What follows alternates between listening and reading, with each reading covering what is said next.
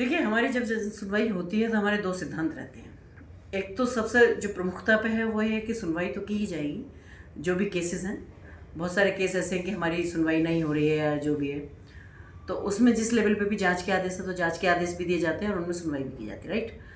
दूसरा, हमारी एक प्रमुखता ये भी रहती है कि अगर कोई ज़रूरतमंद है और उनको सरकारी योजनाओं का लाभ नहीं मिल रहा तो उनको तत्काल उनको लाभ भी दिलाने की प्रक्रिया रहती है। क्योंकि हमारे पास जब हम सुनवाई करते हैं तो सभी विभागीय लोग हमारे पास रहते हैं।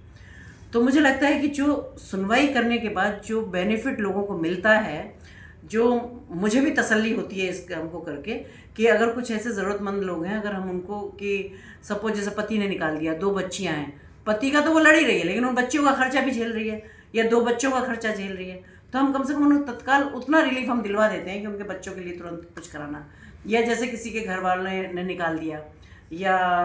जैसे नहीं है तो उनको मकान, क्योंकि आज मैं कह सकती हूँ कि अगर उत्तर प्रदेश सरकार की बात की जाए तो इतनी योजनाएं आज हैं कि मुझे लगता है एक जो घरेलू हिंसा है या कोई और प्रॉब्लम है या जो पुलिस की कार्रवाई वाले काम है वो तो हैं, क्योंकि उनमें टाइम लगता है, एक इन्वेस्टिगेशन भी होता है, फिर उसके बाद उसमें कुछ कोर्ट में चल रहे होते हैं। लेकिन हमारे यहाँ जो अगर योजनाओं के तहत बात करी जाए तो हमारे यहाँ जितनी भी सरकारी योजना है उनका हम तत्काल उनको लाभ दिलाते हैं। तो हम यहाँ से कोशिश करते हैं कि हमारे यहाँ जितने भी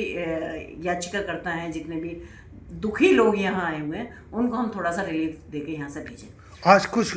विशेष महिलाएं भी आई जिनके लिए आपने आदेश किया कि तत्काल गिरफ्तारी हो, उन पर कार्रवाई हो, वो कौन थी और कहाँ से थी? अब ये तो नहीं मैं बता पाऊंगी कि कौन थी और कहाँ से थी, लेकिन इतना जरूर बताऊंगी कि हाँ, कुछ ऐसे केस थे कि जिसमें मुझे ये भी कहना पड़ा कि क्योंकि कई चीज़ ऐसी होती है कि उसमें इन्वेस्टिगेशन की ज़रूरत उतनी नहीं होती, क्योंकि वो पहले हो चुकी है और उसके प्रूफ इतने होते हैं कि हमें तत्काल अगर हम ये भी कह देंगे कि भाई इसमें अरेस्टिंग क्यों नहीं हुई, तो ये जवाबदेही उनकी बनती है। तो ऐसे भी बहुत सारे केस थे कि जिसमें होगा, और मैं ये कह सकती हूँ कि 100% की एक हफ्ते के अंदर जितने भी मैंने केस सुने इन सब पर कार्रवाई होगी और इन सबका निस्तारण। यानी ये भी कहा जा सकता है कि पुलिस की लापरवाही चल रही है महिला? नहीं, बिल्कुल नहीं लापरवाही चल रही, कहीं ना कहीं